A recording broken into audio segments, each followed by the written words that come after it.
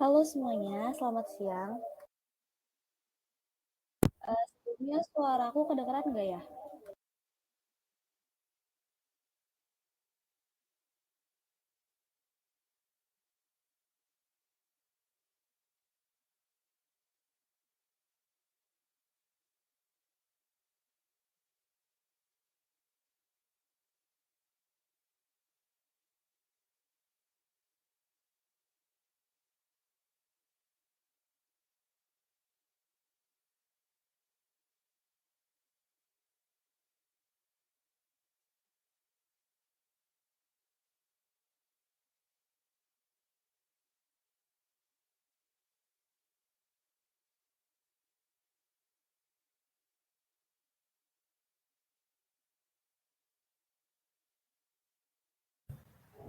Kedengaran.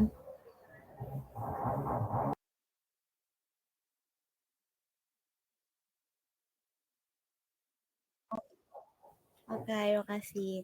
Buat semuanya, aku ucapin selamat datang di acara webinar hari ini ya. Sebelumnya nih, kenalin nama aku Sonia Juliana Purwasantika atau biasa dipanggil Sonia, yang saat ini sedang melakukan kegiatan magang di Bisa AI Academy. Nah, untuk di webinar kali ini, kita bakal ngebahas sedikit tentang apa itu manajemen kinerja. Nah, sebelumnya teman-teman di sini udah tahu belum manajemen kinerja itu apa?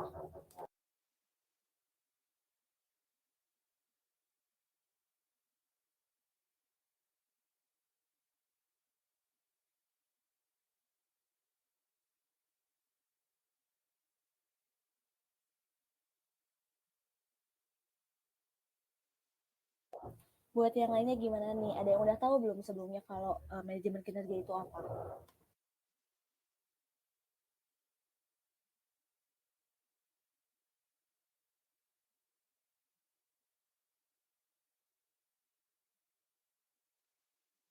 Oke, karena mungkin teman-teman di sini juga belum tahu ya manajemen kinerja itu atau performance management itu apa.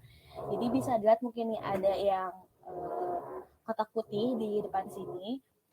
Itu ngejelasin sedikit tentang manajemen kinerja. Nah, bisa dilihat di sini menurut Stoner, Freeman, dan Gilbert Junior, kalau manajemen kerja itu merupakan suatu ukuran seberapa efisien dan efektifnya seorang manajer dalam bagaimana dia bisa menentukan dan mencapai suatu tujuan yang tepat. Nah, buat pembahasan selanjutnya mungkin kita bahas di slide selanjutnya ya.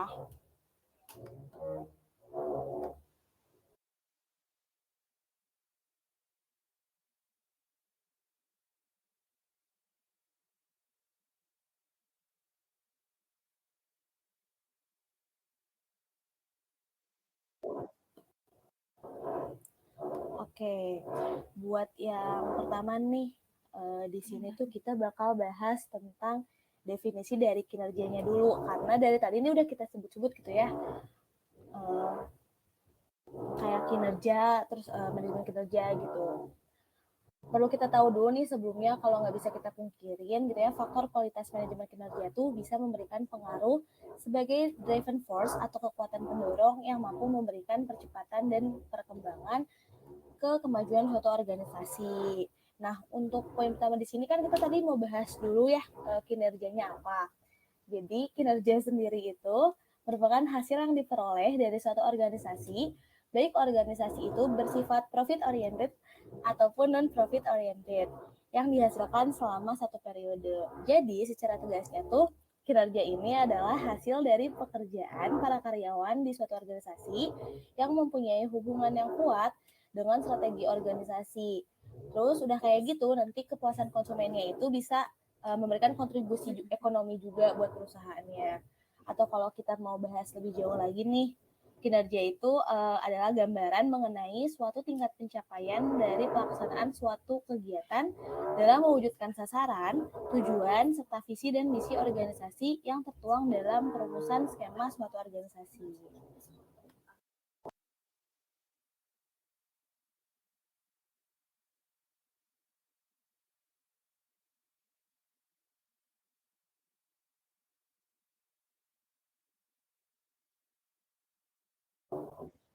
Oke. Mohon maaf ya tadi ada kendala teknis dan mohon maaf kalau di sini suaranya berisik gitu ya.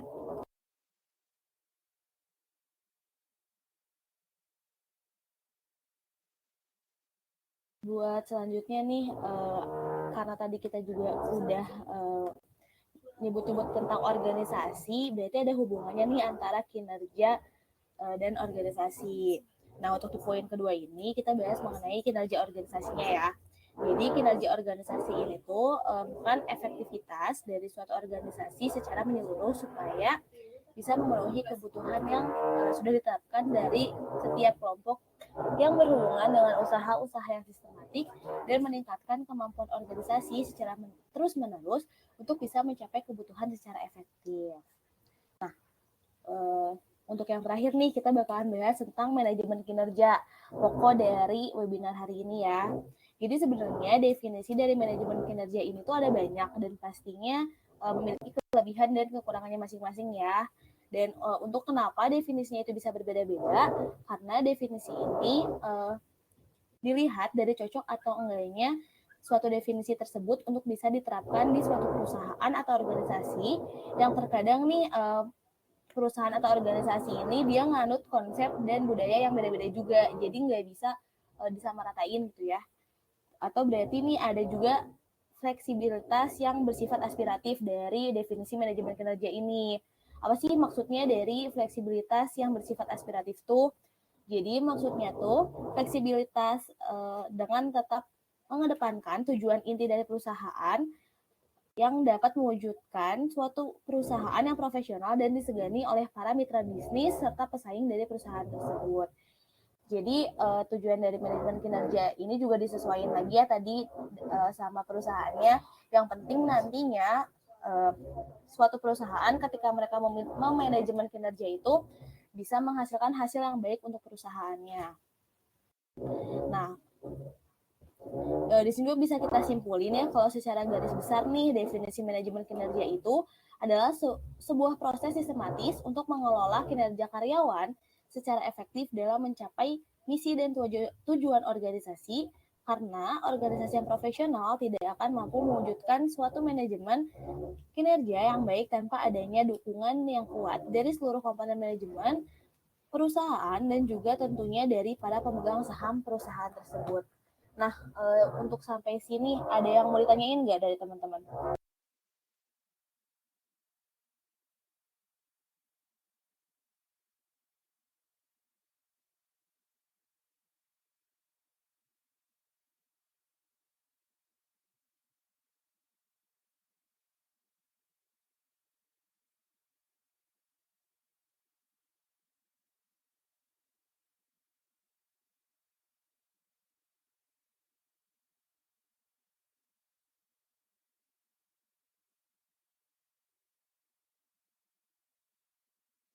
Buat yang lainnya nih gimana? Ada yang mau ditanyain dulu nggak sampai sini?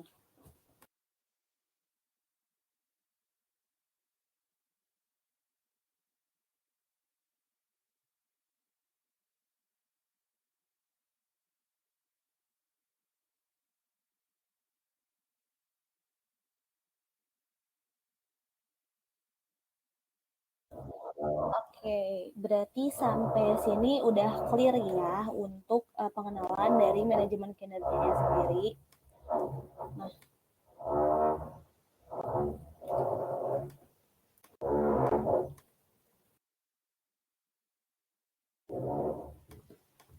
sebentar ya.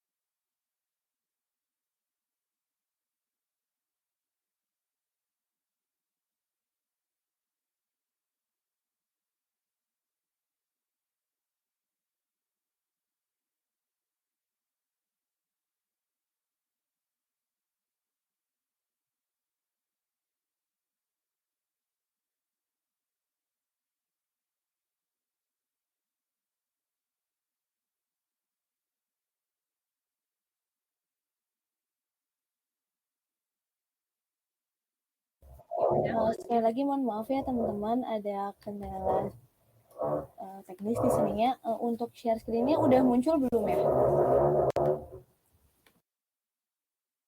Belum, Kak.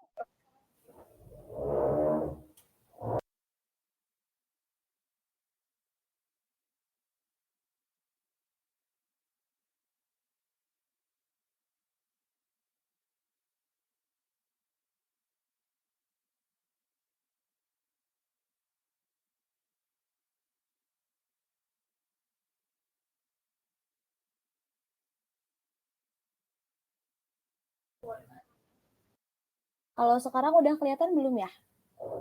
Udah. Oke, karena tadi udah clear ya untuk pengenalan manajemen kinerja, selanjutnya nih kita bakalan jelasin tentang ruang lingkup manajemen kinerja. Nah, manajemen kinerja ini pada pelaksanaannya memiliki bermacam-macam tujuan ya. Untuk di poin yang pertama, adapun tujuan dari manajemen kinerja ini yang dijelaskan oleh Noe, ada 3 tujuan. Yang pertama ada tujuan strategik, ada tujuan administratif, dan ada tujuan pengembangan. Untuk tujuan strategik sendiri adalah kegiatan instansi, dia tuh harus selalu dikaitkan dengan manajemen kinerja dalam kegiatan aktivitas karyawannya. Kenapa kayak gitu? Karena harus ada output dari kegiatan kinerja karyawan yang dapat berbentuk pendefinisian hasil yang akan dicapai. Terus ada capaian perilaku, adanya karakteristik pegawai yang sesuai harapan untuk mencapai suatu tujuan, hingga adanya mengembangkan ukuran juga bagaimana teknis dari umpan balik untuk kinerja karyawan. Nah, buat yang kedua nih ada tujuan administratif. Sebagai instansi yang telah menerapkan sistem informasi untuk aktivitas manajemen kinerja pegawainya, tentunya dalam sistem informasi ini juga ada untuk evaluasi kinerja ya, yang berkaitan dengan kebutuhan administratif yang mencakup dari gaji, terus ada promosi jabatan, terus ada pemberhentian karyawan, dan ada juga yang hal-hal yang lainnya. Nah, yang ketiga nih tujuan dari manajemen kinerja itu ada tujuan pengembangan. Tujuan pengembangan di sini lebih mengarahkan kepada pengembangan kapasitas kinerja karyawan agar ia dapat bekerja lebih profesional dan lebih teliti lagi. Dalam tujuan ini, kapasitas kinerja karyawan sangat diperhatikan agar selalu berhasil dalam melaksanakan pekerjaannya. Lalu adapun gitu ya, tujuan umum dari manajemen kinerja ini yaitu untuk menciptakan budaya dari masing-masing pribadi manusia dan budaya kelompok yang telah memberikan amanah berupa tanggung jawab dalam pekerjaannya, yang dilakuin tuh untuk meningkatkan kemampuan diri agar proses pekerjaan dan keahlian dalam diri itu dapat diseimbangkan. Kayak gitu ya buat tujuan dari manajemen kinerja sendiri. Nah, terus di sini tuh ada elemen kinerja. Elemen manajemen kinerja, maaf maksudnya. Untuk di sini tuh ada 4. Yang pertama ada hasil kerja dicapai secara individual atau secara institusi. Yang berarti nanti kinerja itu adalah hasil akhir yang diperoleh secara masing-masing ataupun kelompok gitu ya. Jadi nanti dilihat dari karyawan itu maupun dalam pengerjaan tugasnya dia secara individu ataupun misalkan dalam tim gitu ya. Terus yang kedua ada dalam melaksanakan tugas orang atau lembaga gitu ya, atau masing-masing para pekerja ini diberi wewenang dan tanggung jawab, yang berarti mereka itu diberikan hak dan kekuasaan untuk ditindaklanjuti sehingga pekerjaannya tuh dapat dilakuin dengan baik. Terus yang ketiga ada pekerja harus dilakukan secara legal. Nah, maksudnya tuh kayak mereka tuh bisa melaksanakan tugas mereka baik secara individu ataupun lembaga yang harus terus mengikuti pada aturan yang telah ditetapkan. Jadi nggak boleh tuh yang namanya udah ada aturan terus mereka ngelanggar gitu ya. Terus yang terakhir ada pekerjaan tidaklah bertentangan dengan moral atau etika, yang artinya selain mengikuti aturan yang telah ditetapkan, mereka juga atau para pekerja ini harus mengakuin pekerjaan itu sesuai moral sama etika yang berlaku umum gitu, nggak boleh menyimpang kayak gitu. Nah, terus di sini dilanjut untuk ruang lingkup manajemen kinerja yang kedua itu ada fungsi dari manajemen kinerja.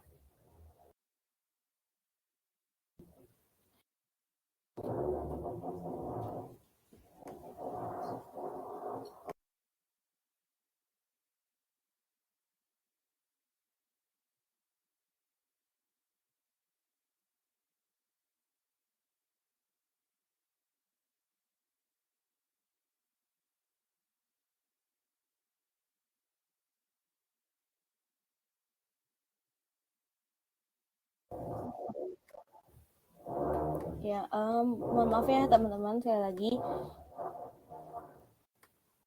Nah, untuk yang di sini tuh harusnya prinsip ya, bukan fungsi. Jadi di sini tuh ada 10 prinsip dasar manajemen kinerja yang harus teman-teman ketahui. Ya, prinsip dasar manajemen kinerja. Yang pertama ada jujur, terus yang kedua ada pelayanan, yang ketiga ada tanggung jawab, yang keempat ada bermain, yang kelima ada rasa kasihan, yang keenam ada perumusan tujuan, yang ketujuh ada konsensus dan kerjasama, yang kedelapan ada berkelanjutan, yang kesembilan ada komunikasi dua arah, dan yang kesepuluh ada umpan balik. Nah, kita bakal jelasin satu-satu gitu ya, dari mulai kejujuran sampai dengan umpan balik tuh kayak gimana. Nah, untuk yang kejujuran nih, dalam pekerjaannya jujur tuh kan patut disoroti ya, karena hal inilah yang akan ngebuat manajer tuh tahu gitu tentang kendala atau evaluasi apa yang harus dibenahi untuk kelancaran dalam perusahaan tersebut. Nah, kejujuran juga akan berkaitan langsung dengan proses penilaian manajer terhadap para karyawannya, karena nih dengan adanya kejujuran tuh manajer bakalan ngetahui kan tadi ya kendalanya atau evaluasinya kayak gimana yang dirasain sama para karyawan atau pegawai yang nanti pada akhirnya manajer tuh bakalan tahu nih cara kayak gimana sih caranya untuk ngebantu para karyawan nih dalam menyelesaikan masalah tersebut. Nah, terus udah gitu juga para karyawan tuh harus terus terang gitu ya mengatakan kejujuran kepada manajer, karena selain itu juga manajernya, karena selain tadi manajernya bisa ngasih solusi gitu ya, si manajer ini juga jadi bisa transparan gitu sama para karyawannya tentang hal apa yang dia suka ataupun nggak suka gitu dalam kinerja yang telah dilaksanakan sama karyawan tersebut. Tujuannya untuk apa? Tujuannya itu untuk para karyawannya bisa menargetkan kinerja yang lebih baik lagi dalam setiap langkah kegiatan ke depannya. Nah, yang kedua, di sini ada pelayanan. Nah, pelayanan di situ maksudnya memberi arahan kepada manajer yang sebaiknya melakukan pelayanan yang terbaik gitu kepada para karyawannya. Contohnya nih, kalau misalkan ada salah satu karyawan yang ngalamin kesulitan. Nah, disitulah manajer tuh bertanggung jawab untuk bisa ngebantu kesulitan para karyawan tersebut agar tugas yang udah dikasih ini bisa dijalani tanpa adanya hambatan yang kayak gitu. Terus yang ketiga ada tanggung jawab. Nah, tanggung jawab ini merupakan aspek yang penting yang harus dimiliki dalam manajemen kinerja. Kenapa? Karena jika manajer tuh selalu dapat memahami dan menerima tanggung jawab, maka kegiatan yang dilakuin sama suatu perusahaan ini akan sesuai dengan jalannya. Tujuan yang udah direncanain dari awal juga bakalan tercapai dengan baik gitu ya.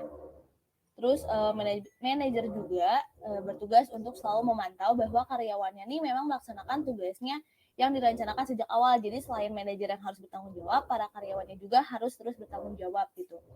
Terus yang keempat ini ada bermain. Nah, manajemen kinerja ini menganut prinsip bermain yang memiliki arti bahwa bekerja akan asik sama halnya dengan bermain.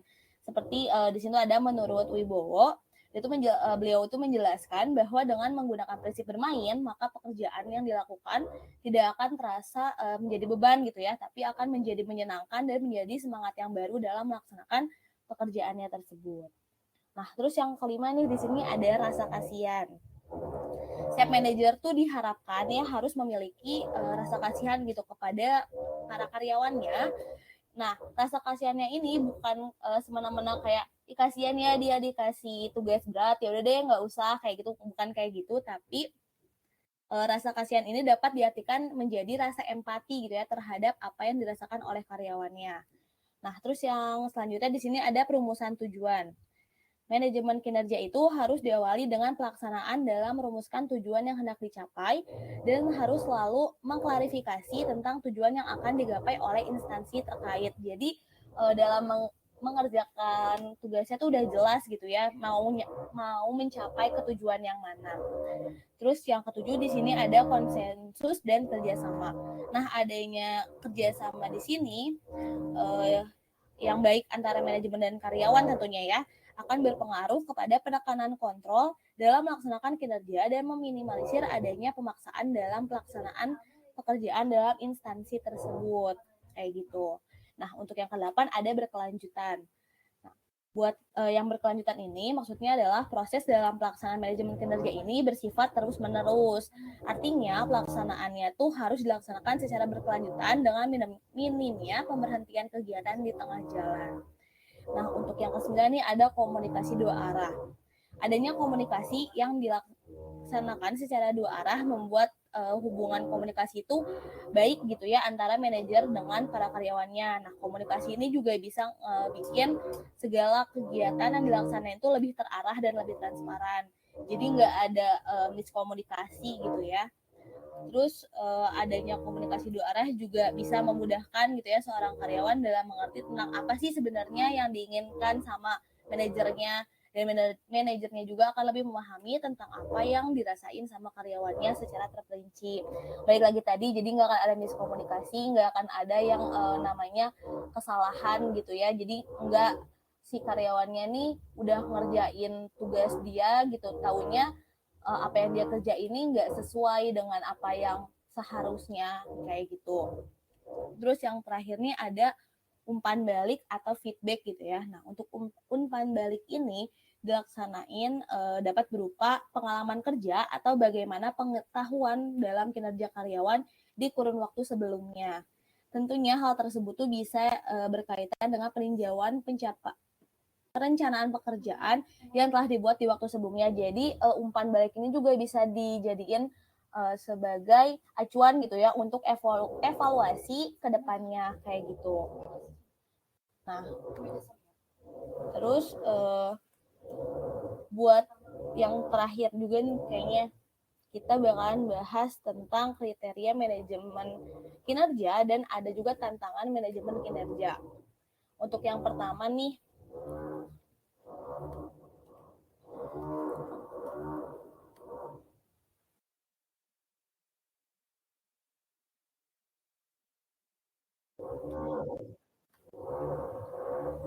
jadi pekerjaan yang dilaksanain dengan baik dan efektif tuh kan bakalan ngebawa dampak yang baik juga ya untuk hasil akhirnya, dan juga bisa memungkinkan untuk suatu perusahaan tuh dapat mencapai tujuan yang udah ditentuin gitu ya sebelumnya. Nah, makanya suatu perusahaan yang menggunakan program manajemen kinerja ini diharapkan dapat mencapai tujuan kerja awal yang efektif. Nah, udah gitu ada nih 4 poin kriteria gitu ya dalam manajemen kinerja. Yang pertama, adanya kegiatan dalam memproses manajemen kinerja yang memiliki kemungkinan dalam hal pengalaman dan pengetahuan setelah dilaksanakan dengan tujuan menyunting tujuan dari instansi terkait. Nah, yang kedua, ada diselenggarakannya manajemen kinerja yang bisa menyesuaikan dengan pekerjaan sebenarnya dari instansi terkait dan diadakan pula cara kerja untuk kinerja yang akan dikelola. Terus untuk kriteria yang tiga, ada dari manajemen kinerja sendiri dapat dilihat bagaimana kualitas kinerja seseorang. Maka manajer dapat memberikan nilai tambahan yang berbentuk hasil jangka pendek ataupun pengembangan dari karyawan untuk jangka panjangnya. Dan yang terakhir nih untuk kriteria manajemen kinerja ada adanya proses dalam manajemen kinerja yang akan terlaksana dengan transparan dan jujur serta adil gitu ya. Terus untuk tantangan manajemen kinerja sendiri nih, setiap pekerjaan yang dijalanin kan tentunya emang punya tantangan ya pastinya gitu. Nggak mungkin ada suatu hal yang mulus-mulus aja gitu. Nah, dari tantangan yang udah terduga gitu lah ya tersebut dapat dihindari saat pelaksanaannya oleh manajer pada pekerjanya.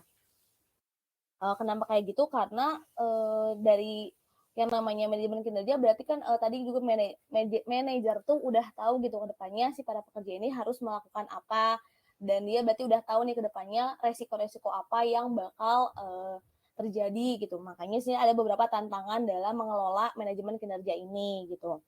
Nah, kayak untuk manajer sendiri nih, manajemen kinerja merupakan hal yang penting ya untuk beban kerjanya masing-masing perusahaan, seperti untuk pembagian dalam menjalankan tugas bagi pekerjanya. Nah, sedangkan dari sisi karyawannya, manajemen kinerja sendiri juga dapat meminimalisir keraguan yang mungkin terjadi saat pelaksanaan pekerjaan tersebut. Nah, terus ada juga nih, tadi kan tantangannya udah disebutin, terus ada juga nih solusi untuk masalah-masalah tersebut. Yang pertama, adanya penanaman karakter bagi para manajer, bahkan para karyawan juga gitu ya, tentang manajemen kinerja, bahwa manajemen kinerja ini sangatlah berguna untuk meningkatkan kualitas kerja, baik untuk manajer hingga karyawannya. Dan dengan meningkatkan kualitas kerja, maka diharapkan karyawan itu mampu bekerja secara produktif agar tujuan perusahaan yang telah dibentuk akan segera mencapai target yang diharapkan oleh manajer perusahaan terkait. Yang kedua, ada dapat memahami serta mengetahui tentang manfaat dari dilaksanakannya manajemen kinerja yang antara lain untuk meningkatkan disiplin kerja untuk karyawan juga manajer. Nah, yang ketiga ada manajemen kinerja bukanlah beban. Seperti yang tadi ya kita udah jelasin, bisa disebut sebagai bermain gitu biar kita tuh nggak ngerasa kalau hal ini tuh beban gitu.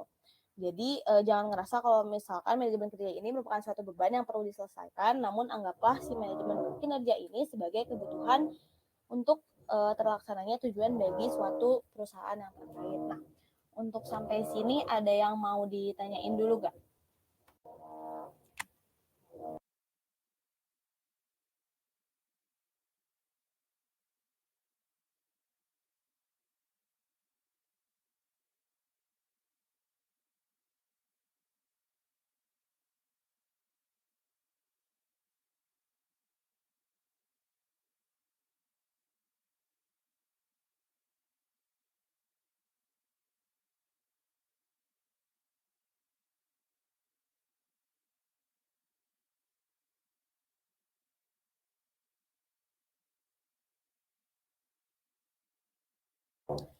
Oke, kalau dirasa belum mungkin aku mau jelasin sedikit tentang hambatan gitu ya. Tadi kan ada tentang tantangannya.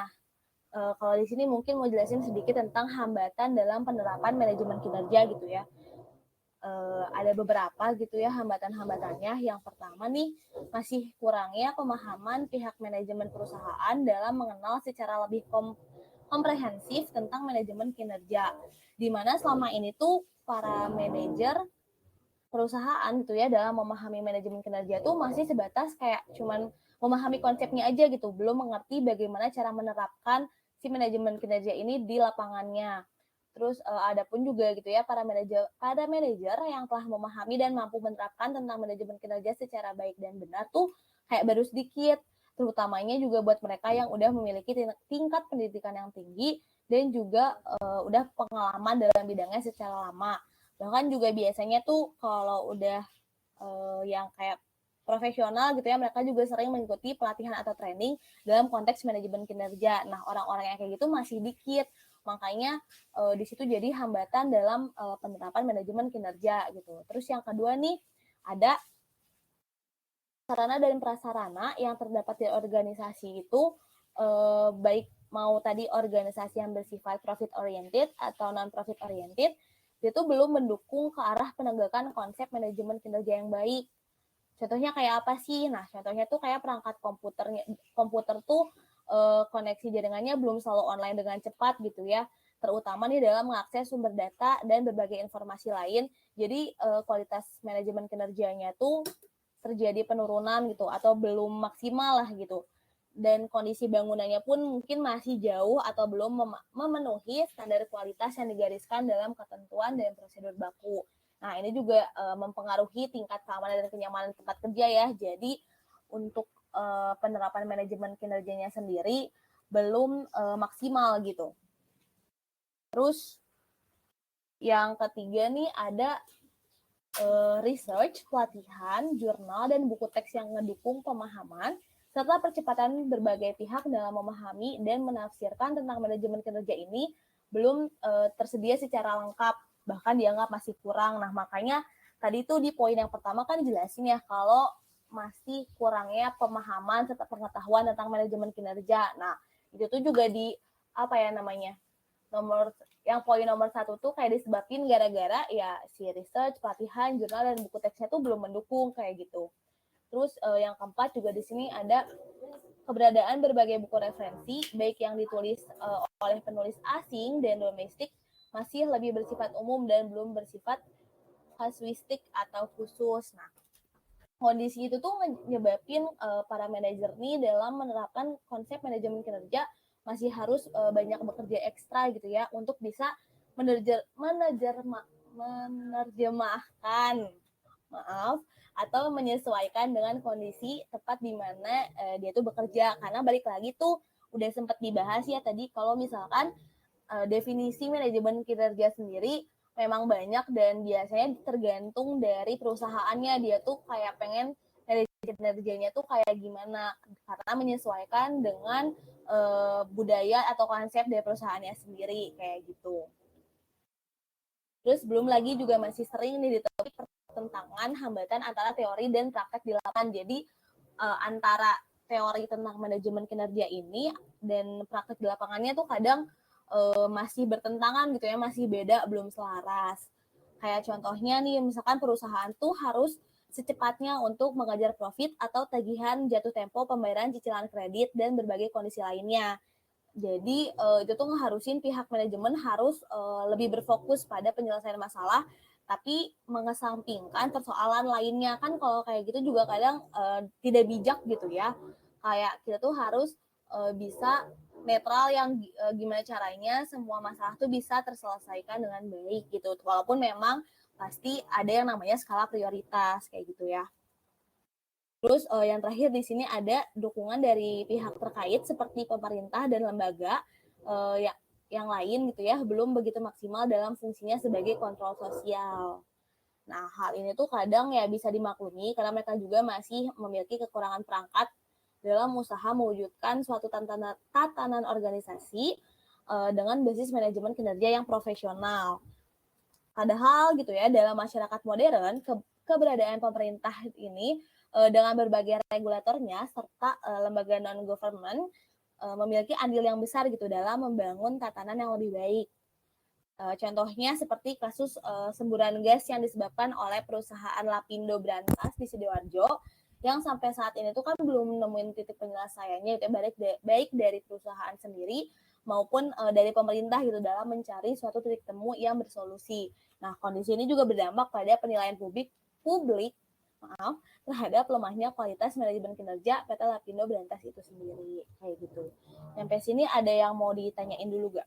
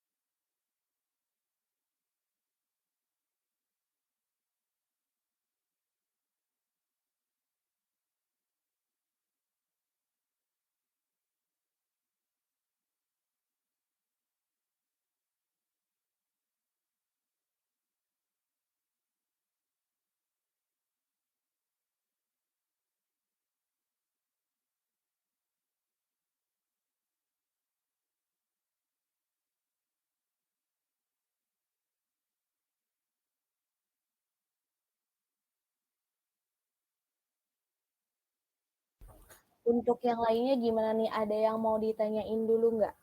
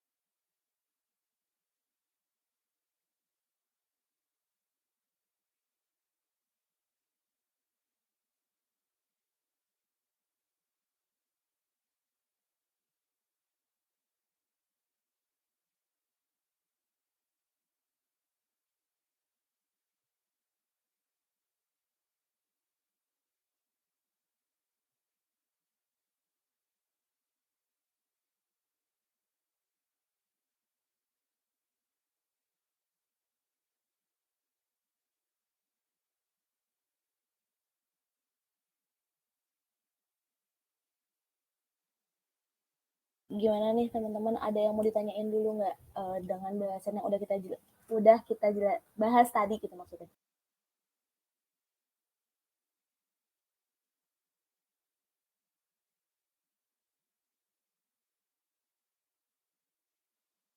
Oke, di sini ada pertanyaan ya, bagaimana manajemen kinerja dapat berfungsi dengan baik.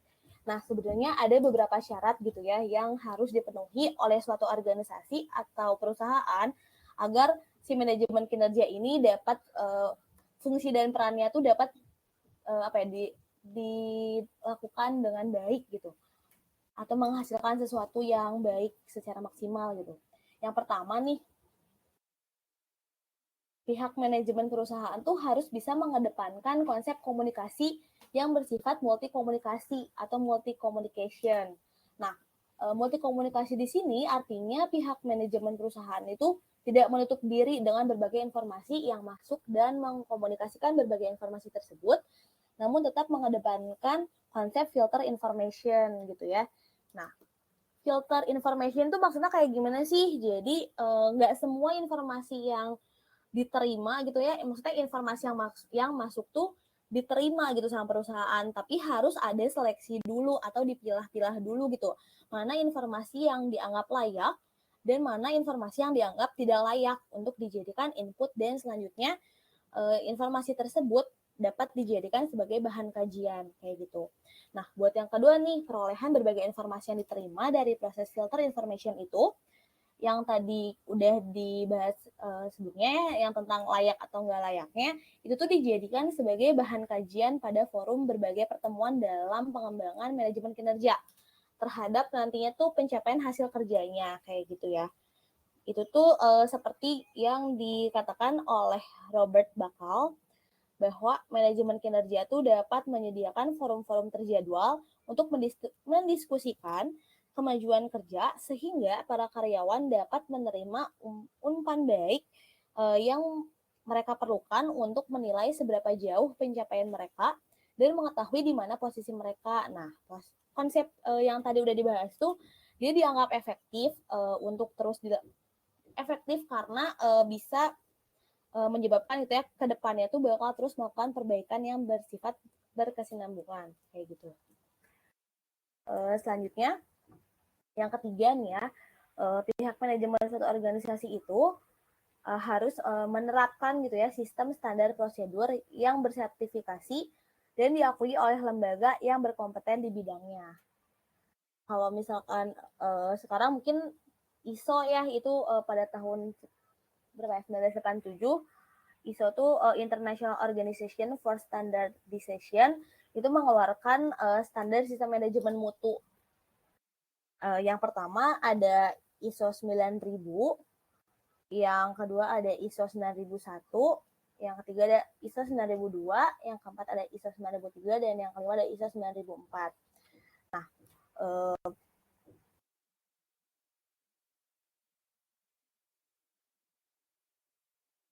untuk yang selanjutnya gitu ya, yang keempat, cara gimana biar manajemen kinerjanya bisa baik gitu ya, si fungsi dan perannya, yaitu ada pihak manajemen perusahaan menyediakan anggaran khusus untuk pengembangan manajemen kinerja yang diharapkan. Seperti mendirikan lembaga penjaminan mutu kayak gitu. Di mana nantinya si lembaga ini tuh bertugas untuk menilai dan memberikan masukan kepada pihak-pihak yang dianggap tidak atau belum menjalankan fungsi sebagaimana mestinya. Seperti misalkan nih bagian produksi dianggap dia tuh kerjanya nggak sesuai sama target gitu ya. Terus bagian marketing dianggap melakukan pemborosan biaya gitu ya, biaya iklan. Atau misalkan dianggapnya tuh kayak promosi yang dia lakuin tuh, maksudnya yang dilakuin sama bagian marketing ya, itu tuh nggak efektif dan nggak efisien. Sehingga nantinya kalau dibiarin hal-hal itu tuh bisa nurunin angka penjualan dan lain sebagainya kayak gitu. Terus buat yang selanjutnya ada pembuatan time schedule kerja yang realistis dan layak gitu ya. Pembuatan time schedule ini memiliki tujuan gitu ya untuk mencapai pekerjaan yang sesuai dengan yang ditargetkan. Karena kalau misalkan kita nggak punya time schedule, terus kita kayak oh ya udah gimana nanti aja gitu ya. Perusahaan tuh nerapin yang kayak gitu tuh misalkan ya udah gimana nanti aja gitu. Ya bakal berantakan gitu ke depannya. Nggak akan terorganisir juga dan nggak akan terkontrol juga kayak gitu. Terus selain itu juga tadi apa namanya manfaat dari adanya time schedule ini tuh yang pertama pihak manajer perusahaan tuh bisa ngejadiin time schedule kerja sebagai salah satu acuan untuk melihat prestasi kerja karyawan. Karena udah ada time schedule, udah ada targetnya gitu ya, kayak harus selesai di tanggal berapa atau kayak di tanggal segini harus udah ada segimana. Nah, jadi bisa kelihatan tuh para pekerjanya punya prestasi yang baik apa enggak gitu.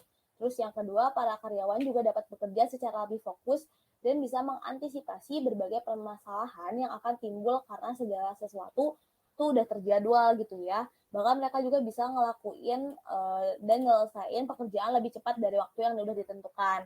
Nah, itu tuh terjadi karena mereka tuh udah punya patokan nih, misalkan kayak, oh di tanggal segini tuh tugas pertama yang dikasih harus udah beres. Berarti mereka tuh harus ngerjain tugas itu di rentang waktu yang ada gitu. Kalau misalnya lebih cepat ya lebih baik, berarti prestasi mereka bisa lebih bagus lagi gitu nanti ke depannya. Dari manajer juga bakal lebih apa emang apresiasi gitu kayak oh iya kalian tuh udah bisa ngerjain tugas ini dengan baik kayak gitu. Terus cuman nih kadang gitu ya perusahaan kayak dalam pembuatan time schedule-nya tuh masih nggak realistis gitu. Nah, nanti kalau misalkan si time schedule-nya nggak realistis, dampaknya tuh ke para karyawan, mereka bakal kerja under pressure gitu, di bawah tekanan. Dan kondisi kayak gitu tuh bisa ngasih apa ya, pengaruh yang buruk gitu untuk kesehatan karyawannya. Dan kalau misalkan nanti ada sampai ada kecelakaan kerja juga kan perusahaan tuh harus nanggung biaya gitu untuk pengobatan. Bahkan sering juga terjadi akan menurunkan kredibilitas si perusahaan di mata publik dan mitra bisnis gitu kan kayak oh berarti nih perusahaan nggak bener nih sampai si para karyawannya bisa sakit atau kecelakaan atau gimana berarti ada sesuatu yang salah. Nah kalau si time schedule-nya nggak realistis atau nggak layak itu bisa terjadi hal-hal kayak gitu. Makanya dalam pembuatan time schedule ini harus dipikirkan matang-matang gitu ke depannya apakah bisa untuk sesuai gitu ya kayak misalkan dalam pembuatan produk A itu minimal butuh waktu berapa. Nah, jangan sampai misalkan produk A ini bisa diproduksi selama 10 hari tapi kita cuma ngasih waktu buat para pekerja tuh 5 hari. Kan kayak nggak mungkin juga ya. Dan malah bikin nanti para karyawannya merasa terbebani gitu ya, merasa uh, ditekan gitu dan nantinya malah pada misalkan resign atau kayak gimana itu kan juga bikin citra perusahaan jadi jelek kayak gitu. Dan yang terakhir di sini ada pihak manajemen perusahaan dalam menjalankan dan mengeluarkan berbagai kebijakan itu tuh harus mengedepankan konsep uh, prudential principle atau prinsip kehati-hatian. Nah, prinsip ini tuh penting untuk diterapkan karena kalau suatu kebijakan yang udah dikeluarin tuh nggak mungkin untuk berubah lagi, jadi mereka tuh harus bikin kebijakan atau putusan tuh sebaik mungkin gitu. Karena kalaupun nantinya diubah itu tuh bakalan apa ya? Jadi ke perusahaannya juga dianggap tidak memiliki konsistensi kayak gitu. Jadi emang seharusnya kalau dalam membuat suatu keputusan tuh harus dipikirkan matang-matang, menggunakan prinsip kehati-hatian biar nggak ada hal-hal yang bisa merugikan perusahaan lagi gitu. Gimana untuk cara agar manajemen kinerja dapat berfungsi dengan baik? Udah jelas belum?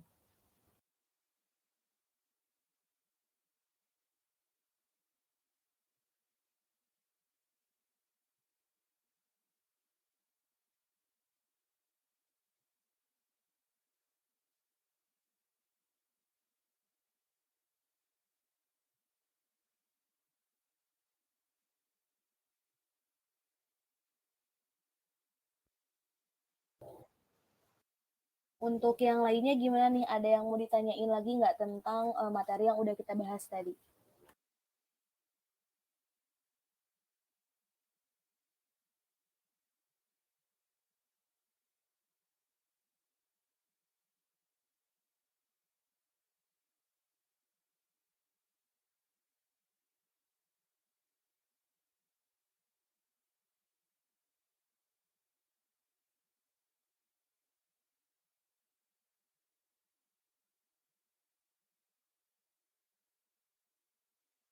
Gimana teman-teman? Ada yang mau ditanyain lagi nggak?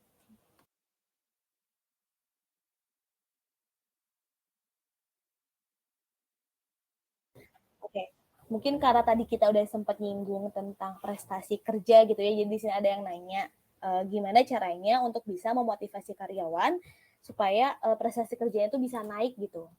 Oke, ada beberapa cara gitu ya sebenarnya untuk bisa memotivasi, maaf, atau meningkatkan gairah kerja karyawan gitu.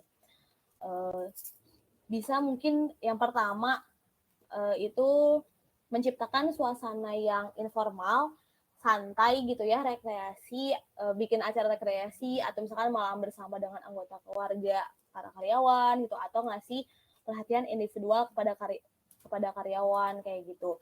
Kenapa ini diperluin? Karena ketika acara-acara seperti itu udah dilakuin, para karyawan tuh akan merasa seperti oh nyaman ya ada di sini gitu. Kayak perusahaan ini berarti bukan hanya membutuhkan kita untuk melakukan pekerjaan aja gitu ya, bukan kayak cuma nyuruh mereka ngerjain satu kerjaan, tapi si para karyawannya dikasih perhatian yang lebih gitu, dianggap apa ya, lebih lah pokoknya. Yang bikin nantinya juga ketika mereka udah nyaman, berarti mereka bakalan ngasih hal yang lebih baik lagi dari sebelumnya kayak gitu. Terus udah gitu juga di sini nyambung ke yang tadi, bisa ngegunain yang namanya tuh manajemen tepuk. Artinya tuh karyawan tuh harus didekati, dianggap sebagai sahabat gitu ya, bukan kayak suruh gitu. Terus kayak kita tuh harus bisa menghargai mereka. Nah, itu yang bisa disebut nanti manajemen perilaku gitu, bukan scientific management yang diagung-agungin kayak gitu. Terus juga kita harus bisa memberikan kesempatan untuk mereka tuh bisa maju dan merencanakan masa depannya. Jadi kayak misalkan untuk keputusan-keputusan yang memang bisa untuk melibatkan para karyawan, ya cobalah dilibatkan gitu merekanya, jangan hanya mereka tuh disuruh-suruh aja gitu. Karena mereka juga mungkin gitu ya memiliki pemikiran-pemikiran yang bisa membuat perusahaan ini lebih maju ke depannya kayak gitu. Terus juga bisa dengan meningkatkan loyalitas mereka gitu di perusahaan. Kayak gitu sih paling untuk cara dari memotivasi atau meningkatkan gairah kerja karyawan. Udah cukup jelas belum?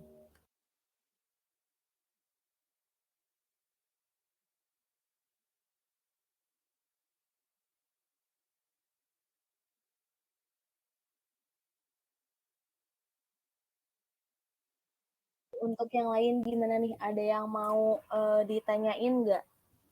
Lagi gitu ditanyain lagi terkait materi yang udah kita bahas tadi.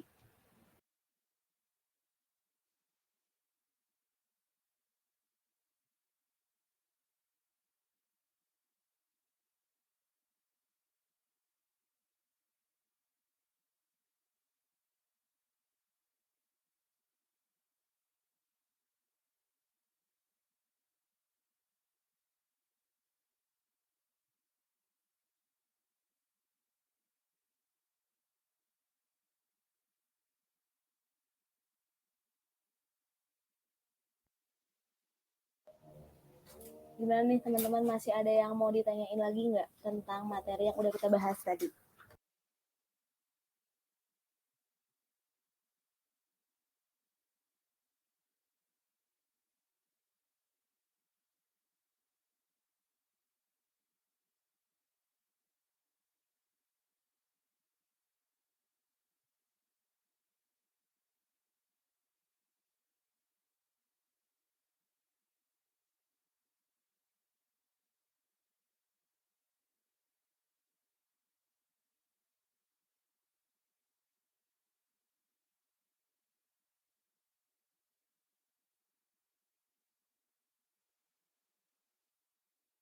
Gimana teman-teman, sekali lagi ada yang masih mau ditanyain nggak?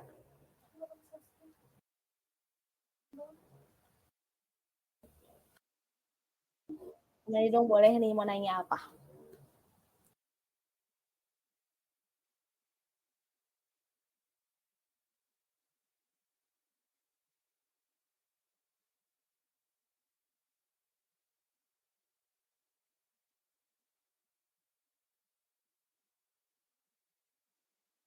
Oke, ini ada yang nanya lagi ya. Katanya gimana sih cara agar manajemen kinerja jauh dari konflik?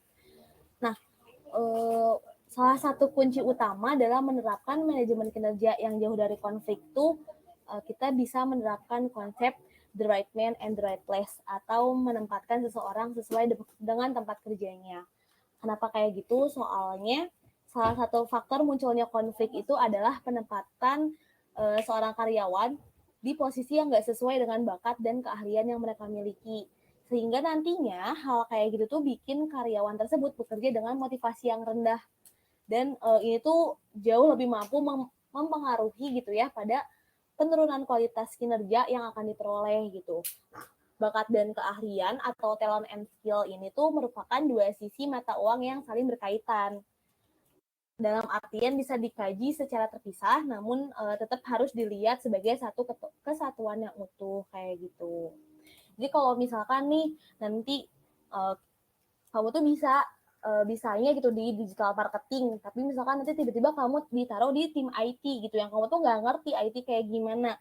Selain motivasinya rendah, nanti prestasi kinerjanya juga bakalan apa ya, jauh lebih buruk mungkin ya dibanding emang orang-orang yang dia punya bakat dan keahlian di IT, karena mereka udah punya dasarnya, mereka mengerjakan itu juga dengan senang, dengan sukarela gitu. Sedangkan untuk orang yang punya bakat dan keahlian di digital marketing ini yang nggak ngerti IT sama sekali bisa merasa di bawah tekanan tadi gitu, yang bikin akhirnya nanti kinerja mereka buruk, prestasi kinerja mereka buruk, dan mereka tuh ngerasa nggak nyaman gitu di perusahaannya.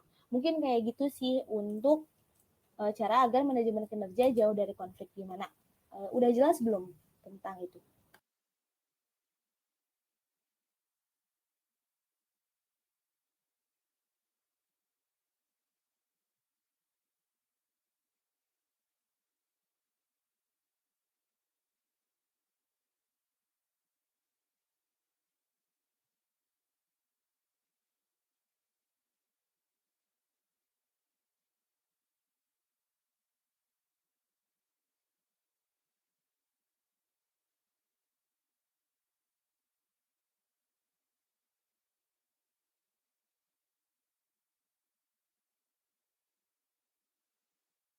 Oke, sama-sama. Buat yang lain gimana nih? Ada yang mau ditanyain lagi nggak?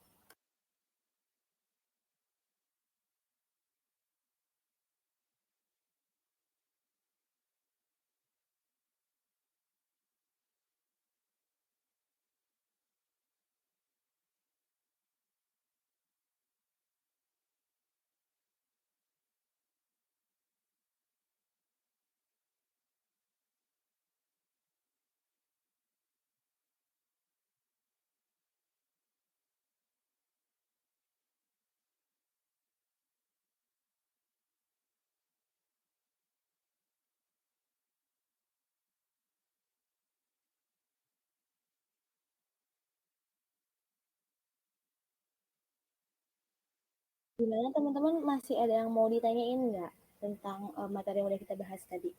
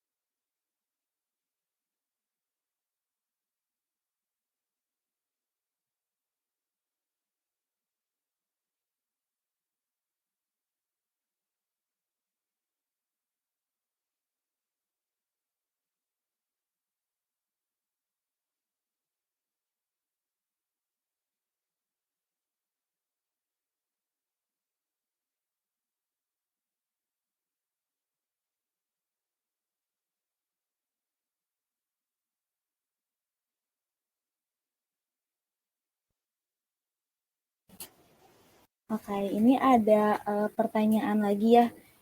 Katanya Kak, gimana menumbuhkan motivasi kerja agar sadar akan tanggung jawab mereka.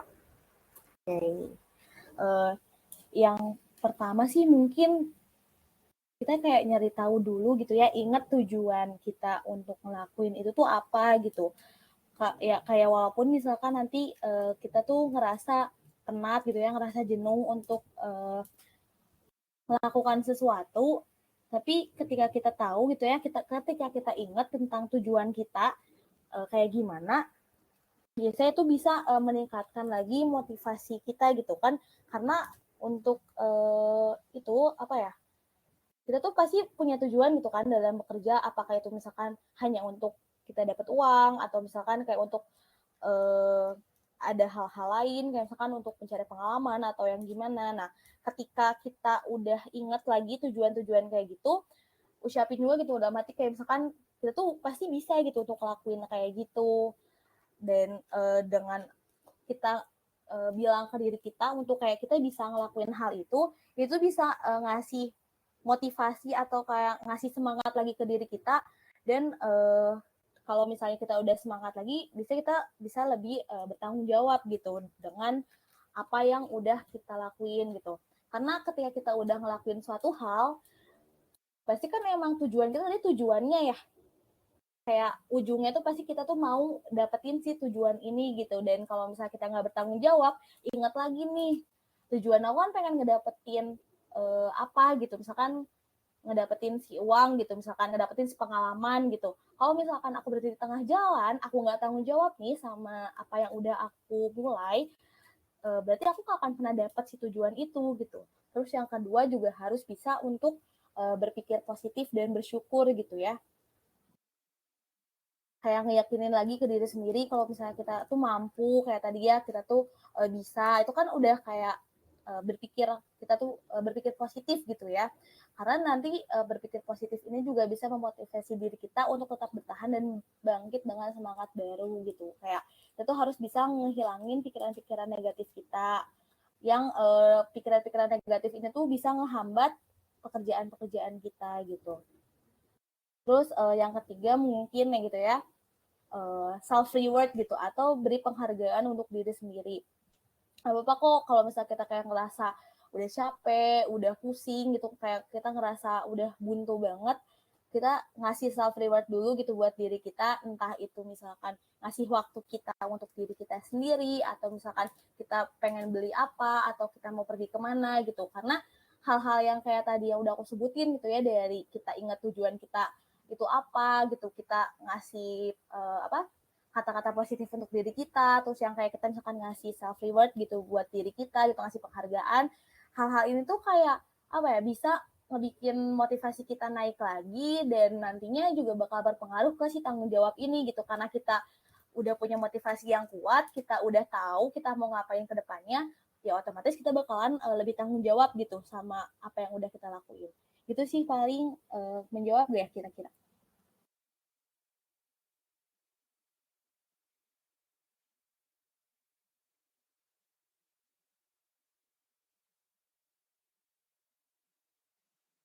Oke, sama-sama. Gimana nih? Buat yang lain masih ada yang mau ditanyain lagi nggak?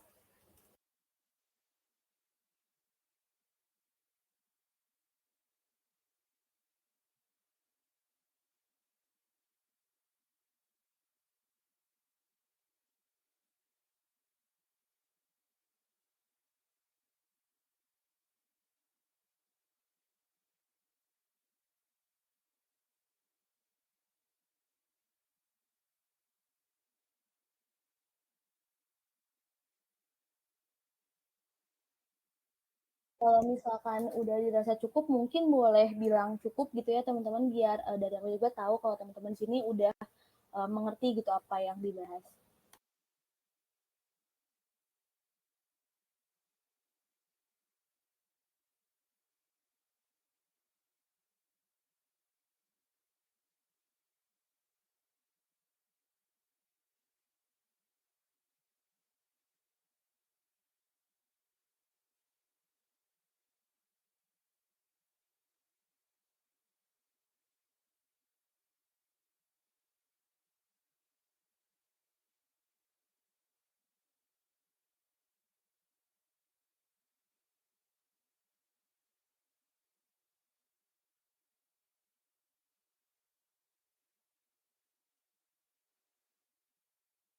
Oke, buat yang lainnya gimana nih?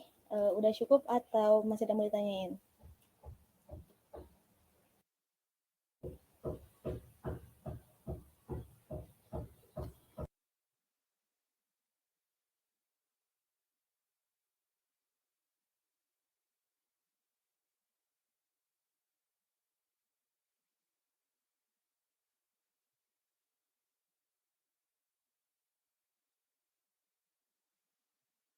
Oke, mungkin udah dirasa cukup gitu ya.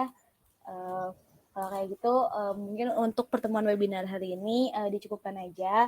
Makasih buat teman-teman yang udah join di sini. Semoga ilmu yang kita bahas tadi bisa bermanfaat untuk semuanya. Wabillahi taufiq wal hidayah. Wassalamualaikum warahmatullahi wabarakatuh.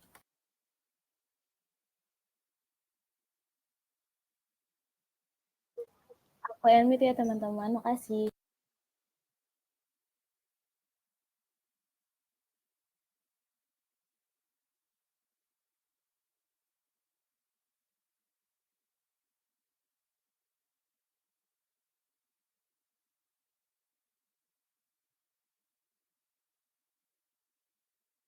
You are currently the only person in this conference.